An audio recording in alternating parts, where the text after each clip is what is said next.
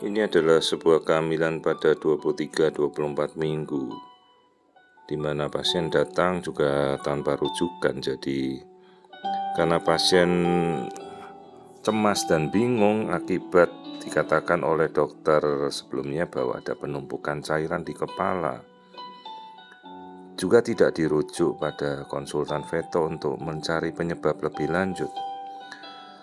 Ini yang saya tunjuk ini adalah bagian kepala, di mana bagian kepala terlihat ada sebuah tonjolan.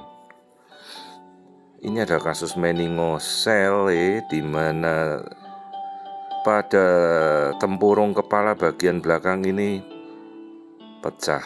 Jadi tulangnya tidak terbentuk sempurna, jadi tonjolan defek kranium atau tulang kepala ini menonjol dan selaput otak ini sampai bisa keluar dari bungkusnya.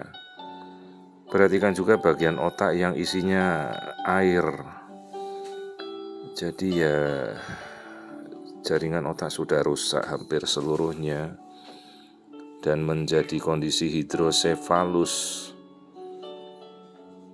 Namun ya memang sangat disayangkan ini baru terlihat pada sekitar 23-24 minggu. Dan juga tidak dianjurkan untuk segera dicari kondisi ini mulai terjadinya sejak kapan.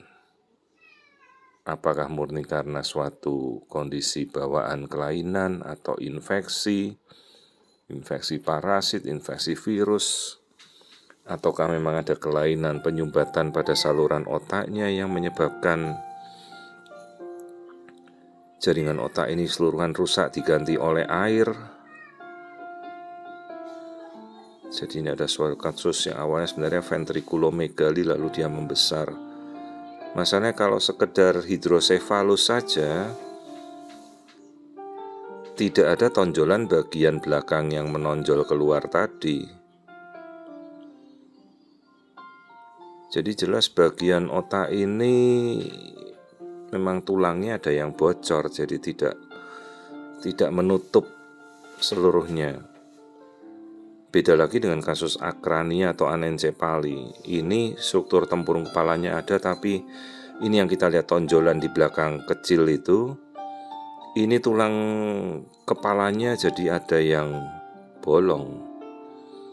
Jadi karena tekanan kepala kan lebih kuat, jadi dia menekan membuat seperti adalah tonjolan kayak balon keluar begitu ya. Ya sayang sekali ini suatu kasus yang prognosisnya jelek. Jadi sekalipun mungkin bisa kita tutup defek dari kepala itu, tapi otak kan sudah rusak.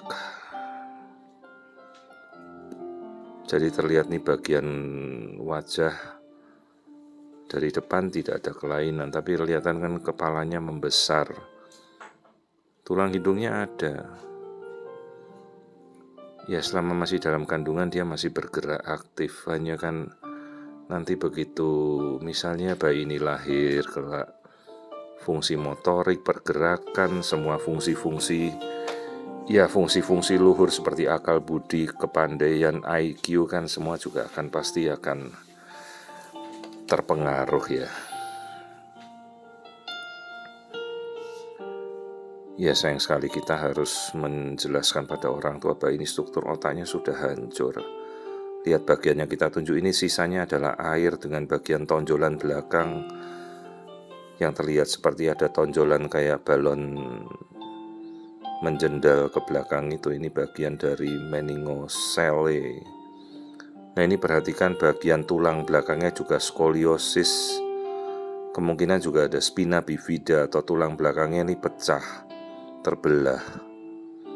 Jadi bentuk tulangnya sendiri tidak normal, tulang belakangnya, vertebranya ini seperti skoliosis.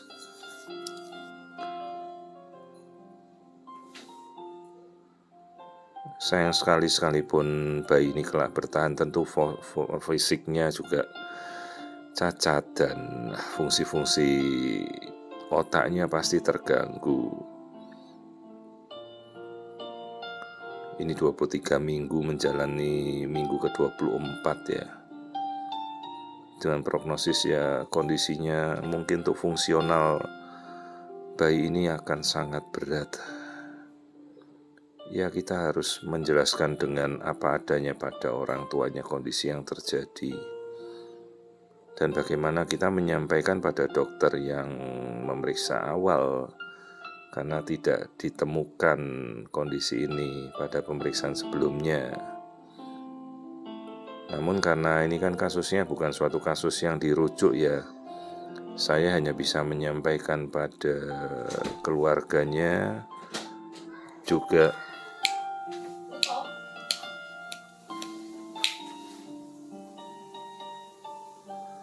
dan bagaimana nanti dia bisa menerima kondisi ini.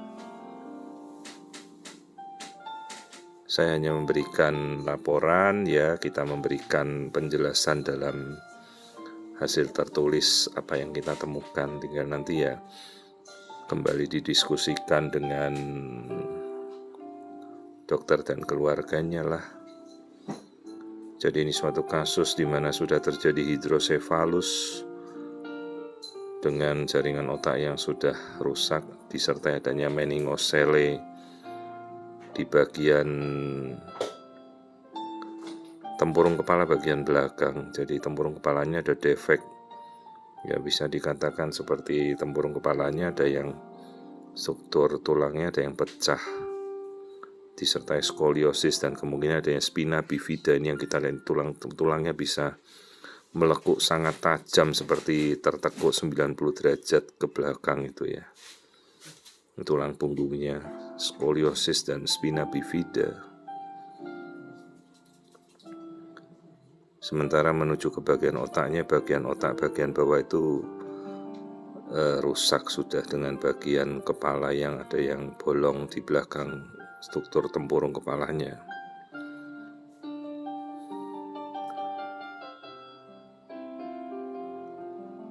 Jadi prognosis fungsional bayi ini kemungkinan kan sangat buruk.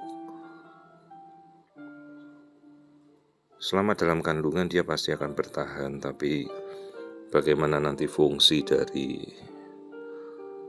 segala macam pergerakannya juga pasti terganggu.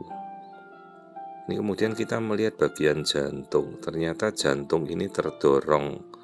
Harusnya jantung ada di tengah-tengah, jantungnya terdorong ke pinggir. Ini suatu kasus juga yang sangat berat nih, hernia diafragma. Jadi lambungnya itu terdorong masuk ke rongga dada sehingga rongga dada mendorong lagi jantung ke arah sebelah kirinya.